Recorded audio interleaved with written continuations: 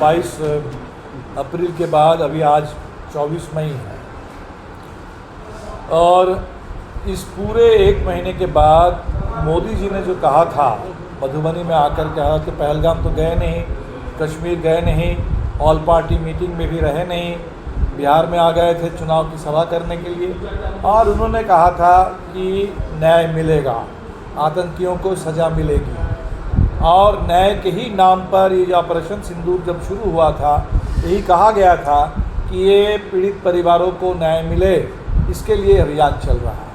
लेकिन अभी एक महीने बाद हमारे सामने 3-4 बड़े सवाल खड़े हो गए। एक, अभी तक वो आतंकी पकड़ में नहीं आए और कैसे सज़ा मिलेगी, कब मिलेगी, देश जानना चाहता है, कोई जवाब नहीं है। ये ऑपरेशन सिंदूर जो शुरू हुआ वो अचानक जो रुका, जिसके बारे में ट्रंप पूरी दुनिया में दावा कर रहे हैं, हर रोज़ बोलते हैं, अभी तक 8-9 बार बोल चुके हैं कि ये युद्ध विराम अमेरिका की कोशिश से, अमेरिका के कहने पर हुआ है, और इस पर मोदी जी खामोश रहते हैं, कुछ नहीं बोल रहे हैं।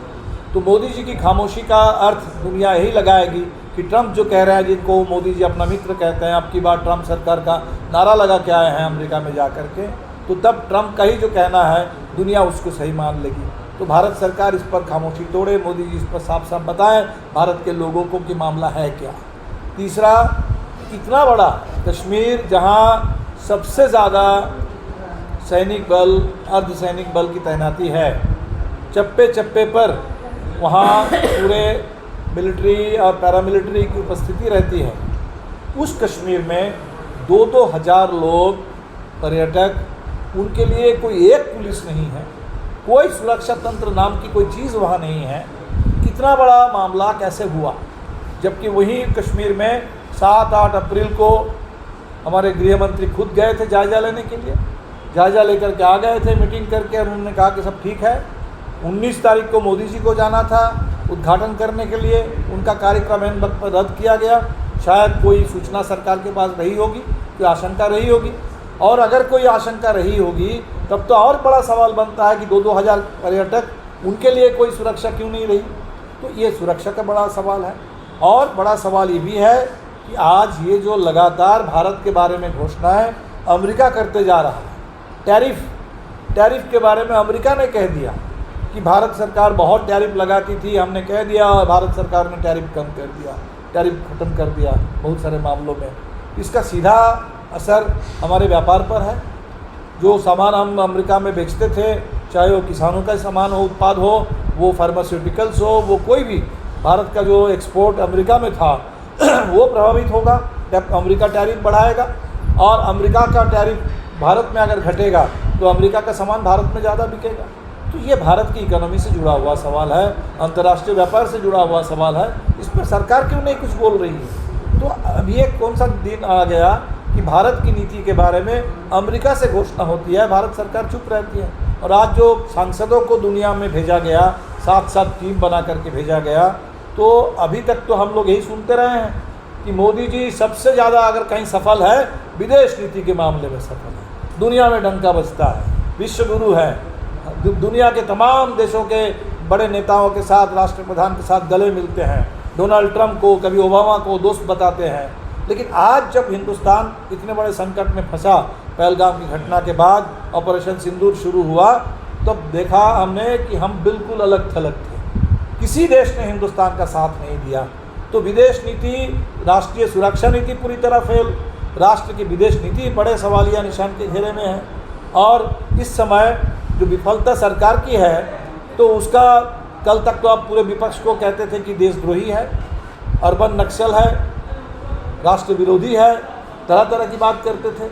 आज उन्हीं लोगों को आपने भेजा है दुनिया भर में कि जा करके दुनिया को समझाए, जबकि ये विफलता सरकार की है, पूरे विदेश नीति की विफलता है। इसीलिए बड़े सवाल खड़े हुए।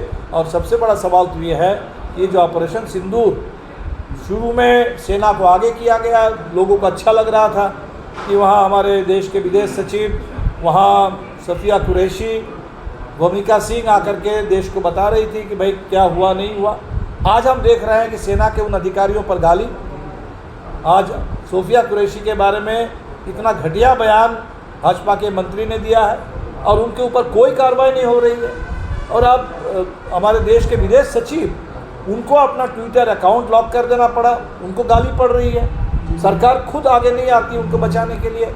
और अब हमें लग रहा है कि ये ऑपरेशन सिंदूर, सरकार को शायद लग रहा है कि काम हो गया है, अब इसको लेकर के चुनाव में उतर जाओ, राजनीति करो और इसको भी बस फोटो अपॉर्चुनिटी बना करके, ठीक जैसे कोविड के वैक्सीन के समय में वैक्सीन सर्टिफिकेट में मोदी जी की फ़ोटो, आज रेलवे टिकट पर मोदी जी की फ़ोटो ऑपरेशन सिंदूर। कि ऑपरेशन सिंदूर को प्रचार का हथकंडा बना लिया गया, चुनाव का हथकंडा बनाया जा रहा है। ये राष्ट्रीय सुरक्षा के साथ, देश के बड़े सवालों के साथ ये मजाक हो रहा है। और मोदी जी फिल्मी डायलॉग दे रहे हैं कि हमारे खून में सिंदूर बह रहा है। कभी कहते थे खून में लोकतंत्र है, कभी कहते थे खून में धर्मनिरपेक्षता है, कभी कहते थे खून में कारोबार है, खून में मुनाफा है, आज खून में सिंदूर है। ये फिल्मी डायलॉग देश के प्रधानमंत्री से देश सुनना नहीं चाहता है। ये बॉलीवुड में फिल्म नहीं कर रहे हैं, देश चला रहे हैं, सरकार चला रहे हैं। बड़े सवाल देश के सामने है और प्रधानमंत्री के हिसाब से बात करें। ये सब डायलॉगबाजी बंद करके जो सवाल देश के सामने खड़े हुए, जो हम लोगों ने कहा कि तत्काल संसद का विशेष सत्र बुलाया जाए और संसद में इन सवालों को लेकर के साफ साफ बात हो, खुलकर बात हो, पूरी पारदर्शिता के साथ बात हो और सरकार अपनी जिम्मेदारी उसको कबूल करे।